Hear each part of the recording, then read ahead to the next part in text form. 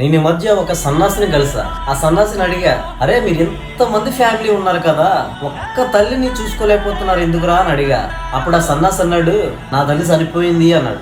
అదేంట్రా చనిపోయింది, నీ తండ్రి కదా, నీ తల్లి బ్రతికే ఉంది కదా అని అడిగితే వాడు అన్నాడు, నా నాశనాన్ని కోరుకునే తల్లి ఉంటే ఏంటి లేకపోతే ఏంటి అన్నాడు. అలాంటి సన్నాసులందరికీ చెప్తున్నా, ఈ ప్రపంచంలో పిల్లల నాశనాన్ని కోరుకునే తల్లిదండ్రులు ఉండర్రా సన్నాసులారా.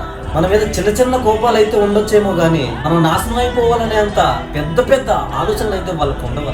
ఒక్క పూట భోజనం పెట్టడానికి నువ్వు నానా ఇబ్బందులు పడుతున్నావే, నీకు 3 పూట్ల భోజనం పెట్టడానికి ఎన్నిసార్లు నీ చుట్టూ తిరిగేదో తెలుసా నీ తల్లి. సాయంత్రం అయ్యేసరికి తాగేసి ఫుల్గా కడుపు నిండా తినేసి బొక్క బోర్లా పడుకుంటున్నావే. పడుకునే ముందు ఒక్కసారి నీ పొట్ట తీసి చూసుకోరా. నీ పొట్టలో తల్లి ప్రేగు ఒకటి ఉంటుంది. ఆ పొట్టలో ఉన్న ఆ తల్లి ప్రేగు ఆకలితో అలంటిస్తున్న ఆ ప్రేగు కడుపు నింపాల్సిన బాధ్యత నాదే అని తెలుసుకుంటారా సన్నాసులారా.